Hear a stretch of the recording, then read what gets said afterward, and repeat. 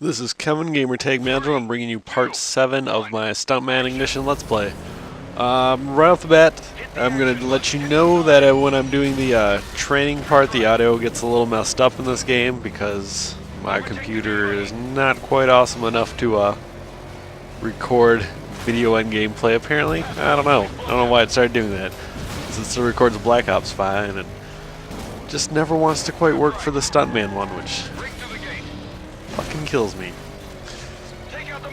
But for this one, I'm going to talk more about a theme thing more than the actual gameplay, although there are times that it will make me mad enough that I'll want to talk about it, or where I look stupid. I want to explain why I look dumb. But one of the things, like I was on videos, or like if you're following me on YouTube, which I assume you do if you're actually watching this thing, you know that I'm in that commentator tournament. And so I watched one of the other guy's videos, and he had this thing about talking about in real life friends and how it's better than playing online. And I just hate the term in real life friend because it just reeks of popular people speak. They're like, oh no, you don't talk to that person in real life, so it doesn't count because the internet isn't real. But I don't even understand why people I meet and know all the time online are apparently less important than people I meet in person. I mean, I spend way more time talking to people I've met online playing video games or through forums that actually have the same interests as me, as opposed to people who are my friends because we fucking happen to live in the same town, be born there. And I'm way happier talking to people who have the same interests as me. And I guess I understand the idea is like, oh, if you meet people who you live with, they'll expose you to new things and stuff.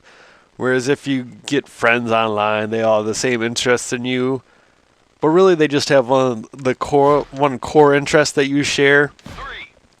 And that's what connects you. And then there's all these other things that it's different and unique to each person that they share with you. And I don't know, as a person who spends more of their time online, I'm perfectly happy with having my friends be people I met online and communicating with them online.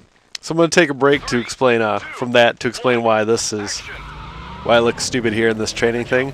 The first time here, clearly I hit the jump right and spun it. Halfway over there, I hit it completely wrong, and then I realized moving the stick will let me flip more. So I put those together in this third one, and if I hit it right, which will get me halfway over, and continue holding the stick, I know it'll get me all the way over.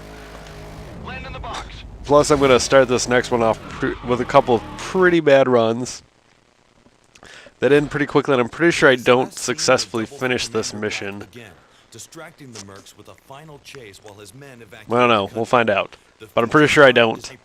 So next time I will finish this one, and that'll be the only run. Like if it takes me a couple of runs, I'll just go with whatever one gets it done. And we'll get to see the trailer for this movie as well. And maybe some random stuff at the end, or we'll go to the next movie. I don't know. We'll find out. You never know. So just going back to the topic of in real life friends, the douchey term that people use because they don't want to recognize the internet as like a way to meet people, I guess. I don't know. It's like, I know at least a couple of the people who follow me all the time and watch these videos are probably people I met on Xbox Live, probably through Black Ops, one through Huppet Gaming and Reach, and into Black Ops, and I like talking with him. Airpart, you know who you are. I mean, he's a funny guy, a little weird, but that's what I like. People would probably call me weird too, and a little funny. So that's kind of how I roll. And the other ones are Traken, I know watches my videos, and he's definitely a weird dude like me, and he does a lot of things that are a different kind of weird than me. Because well, I guess it's not really weird that he makes music, but he makes his own music, and that's awesome.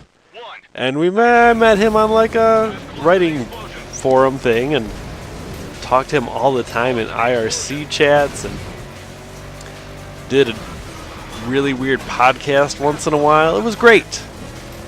And you know, I spend a lot more time talking to him online than I do to any of the people who I graduated with or fucking live in my town, because those people are stupid and awful. That's probably unfair to them, but I mean, it's just so much more fun when you're hanging out with people who like the same things you do. Wow, I am missing all of these director stunts, but like, you know, they have the same interests as you do, and I admit playing video games with people who are in the same room with you can be pretty awesome. But I mean, playing with them online is just as good. Like, I've had just as many good times playing with people online who aren't actually with me, and you're just chatting over like the headsets, and you don't even really see what each other's doing. And it's just as good as when I'm playing with people in the room together, which kind of comes back to Stuntman, because that's how I got my start in the first Stuntman. Which I talked about earlier. It was my brother and my two cousins would they'd probably bring up their PlayStation, because our family when I was a kid was pretty Nintendo oriented. So they'd bring up their PlayStation, we'd have Stuntman there, and we'd take turns doing all the levels, and that's pretty great. But I mean, the multiplayer online is just so much better. Like, it's so much more fun gameplay experience to me, because you don't have to switch, you know, trade off controllers. You can all play at once. It's got a little level of competition and teamwork all at the same time. Granted, part of it's the change in like the game types I'm playing. Like, although this, I mean, it'd be pretty awesome. Like, they do have online Stuntman. I'm sure nobody plays it anymore, if it's even really supported. But it's all really competitive. But like, some of these missions would be awesome if it was split screen or even online with two different people driving. So there's all these other cars going on. And you can see, like, there's saw a lot in the Dukes of Hazzard where there's chase scenes where you got to follow somebody. It would be great if somebody on your team had to do the first car that started the chase that you're driving. So there's two cars. Or if it got more like Fast and the Furious style, where you've got a bunch of the good guy cars doing shit, and you're all trying to hit these stunts and get your marks. And granted, that would make it a lot more frustrating when you don't win, because you're relying on so many other people. But, you know, it's still got the great quality of success when you do get it done. And I think it would feel just as great either online or you know, with the people there in person. I mean, in person makes it a little better because you can high-five each other and shit. But it's still, I don't know. Maybe it's just because I use the internet more than a lot of other people that I find the idea of having these friends I created online to be just as rewarding as people who I know in person. And I don't really find that the people I meet online are less worthy of being like real friends than the people who I actually happen to know are. And that's just my thoughts on that. Granted, if you're probably the kind of person who watches lots of YouTube videos and, you know, does lots of stuff online, you're probably going to agree with me and not think it's that crazy either. So it's good we agree on this. So yep, this is definitely the last run that I put on this one. I'm not gonna succeed here. So I'll succeed next time, and here hopefully I'll figure out annotations. You'll be able to link to the next and previous videos.